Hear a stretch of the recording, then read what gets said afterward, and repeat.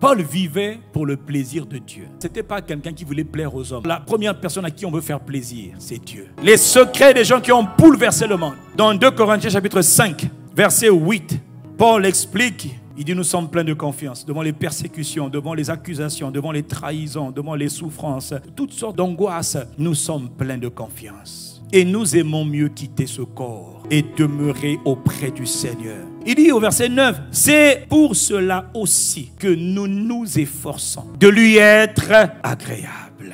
Soit que nous demeurions dans ce corps, soit que nous le quittions. Autrement dit, que je sois vivant ou que je meure, je m'efforce de lui être agréable. C'est-à-dire de lui faire plaisir. Une vie qui consiste à chercher à faire plaisir à Dieu, c'est une vie qui est bénie. Il dit, en restant dans ce corps ou en quittant, il faut que je sois agréable à Dieu. Il faut que je fasse son plaisir. Pourquoi? Il dit, verset 10, car il faut tous, c'est-à-dire Dieu concerné, mon frère, il nous faut tous comparaître devant le tribunal de Christ.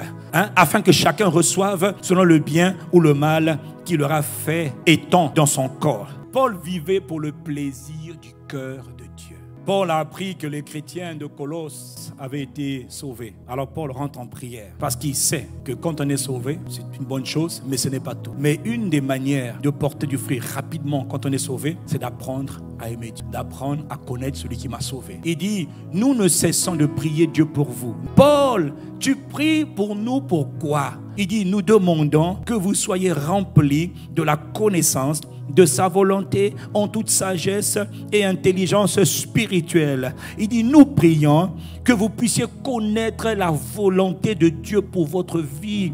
Je prie, Père, dans le nom de Jésus. Regarde ton peuple à Brazzaville. Regarde chaque brebis que tu m'as donné à Brazzaville. Regarde chaque brebis que tu t'es acquise par ton sang précieux. Père, dans le nom de Jésus-Christ, accorde à ces bien-aimés, chaque homme, chaque femme, la grâce, accorde la grâce de connaître le plan que tu as préparé pour chacun d'entre eux. Accorde la grâce de connaître pourquoi ils sont sur la terre, pourquoi tu les as appelés, quel est ton plan, quel est ton désir pour la vie de chaque frère. Père, quel est ton plan? Que chacun soit illuminé, chacun soit éclairé, que chacun reçoive la révélation. Il faut qu'ils sachent pourquoi tu les as appelés. Moi, tu m'as fait cette grâce. Père, tu m'as établi berger sur ce troupeau. Je te demande, comme Paul le demandait, accorde-leur la grâce de découvrir le plan de Dieu pour leur vie. Le plan que tu as préparé avant la fondation du monde. Père, je te le demande, dans le nom de Jésus, révèle de Impact Junior, des minimes, des enfants, jusqu'aux vieillards. Révèle-les, Père, le plan que tu as préparé pour eux, dans le nom de Jésus le Christ. Père, je te le demande. Amen. C'est comme ça que je prie. Quelqu'un dit Amen. Je prie pour l'église. Pourquoi? C'est écrit. Et pendant que moi j'ai en train de prier, d'autres sont en train de prier, un jour Dieu se révèle à toi. Tu dis, mon fils, voilà ce pourquoi je t'ai appelé. Et toi tu prophétises. Ah, voilà ce que Dieu me dit pour ta vie. C'est ça. Pourquoi? Parce qu'on prie que Dieu parle à chacun. Parce que vivre sans connaître le plan de Dieu pour sa vie, c'est vivre pour rien. Vivre en tournant en rond, année après année. Qu'est-ce que tu fais? Je ne sais pas. Ah non, ah non, ah non, ah non, ah non. Ça, c'est ce qu'on appelle la confusion. Tu dois progresser. Mais pour ça, quelqu'un doit prier. Toi, tu viens d'arriver, tu dis, ah, Dieu m'a parlé. Oui, mais parfois, quelqu'un a prié pour toi, tu ne sais pas. Voilà pourquoi il faut être humble. Paul priait pour cela, pour qu'il soit rempli de la connaissance de la volonté de Dieu. Au verset 10, il dit, je prie que Dieu vous accorde la grâce de marcher d'une manière digne du Seigneur. Qu'il lui soit entièrement, pleinement, totalement agréable. Donc, il dit, je prie que Dieu vous rende capable de faire toute la volonté de Dieu. Pas un peu la volonté de Dieu parce que c'est trop compliqué. Non, que Dieu vous accorde la grâce de vivre, de marcher d'une manière qui lui soit entièrement. Autrement dit, maximum de plaisir qui doit venir de toi pour donner à Dieu. Portant des fruits en toutes sortes de bonnes œuvres et croissant par la connaissance de Dieu. Je suis venu à l'église, chercher un mari, chercher une femme. J'étais désespéré, j'étais malade. D'accord, bienvenue à l'église. Bienvenue dans le royaume, parce qu'on t'a connu maintenant dans le royaume. D'accord. Mais une fois que tu rentres dans le royaume, il faut vivre pour connaître le roi. Il faut vivre pour lui faire plaisir, pas pour ton agenda personnel. Frère, je t'en supplie, je te donne là par le Saint-Esprit les secrets pour être un changeur de ce monde.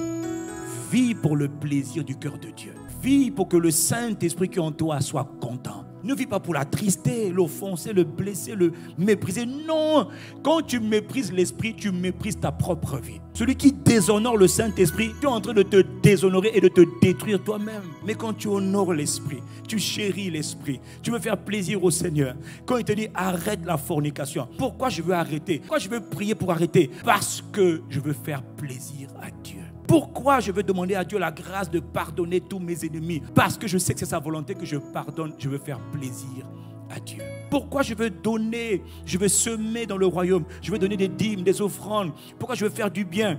Parce que je sais que ça fait plaisir à Dieu et moi je veux faire plaisir à Dieu. Je veux faire ta fierté comme Jésus a fait ta fierté. Abba, Père, je t'en supplie. Je t'en conjure. Frère, là, il faut demander. Parce qu'il a dit, nous nous efforçons de lui être agréable. Hein? Il y a un effort. Père, l'effort dans la prière. Père, donne-moi un cœur agréable. Je veux aimer Dieu, mais d'un amour de folie. David a aimé Dieu. David a aimé Dieu comme un fou. Jusqu'à aujourd'hui, on parle encore de David. Et des années après, il dit, si tu marches dans mes voies, comme a marché ton père David, mon serviteur. Et Dieu là avait trouvé en David un cœur attachant. Que Dieu, dans sa miséricorde, nous accorde vraiment des cœurs attachés. Tu n'es pas en Christ pour chercher le travail, les enfants. Ces choses-là vont venir après. Mais tu dois connaître quand même le roi, connais le Père. Hein? Cette église-là de nos jours, on cherche le matériel, les bénédictions. C'est quoi? Où est-ce qu'on est? Pourquoi on est tombé au stand? Satan nous a égarés, frère. Un homme qui change le monde, qui bouleverse l'environnement dans lequel Dieu l'a établi. Elle ne fait pas ça pour sa gloire. Elle veut que Dieu soit glorifié. Et elle le fait pour le plaisir de Dieu. Elle a résolu cette âme bien-aimée de chercher à plaire à Dieu, de m'efforcer à lui être agréable.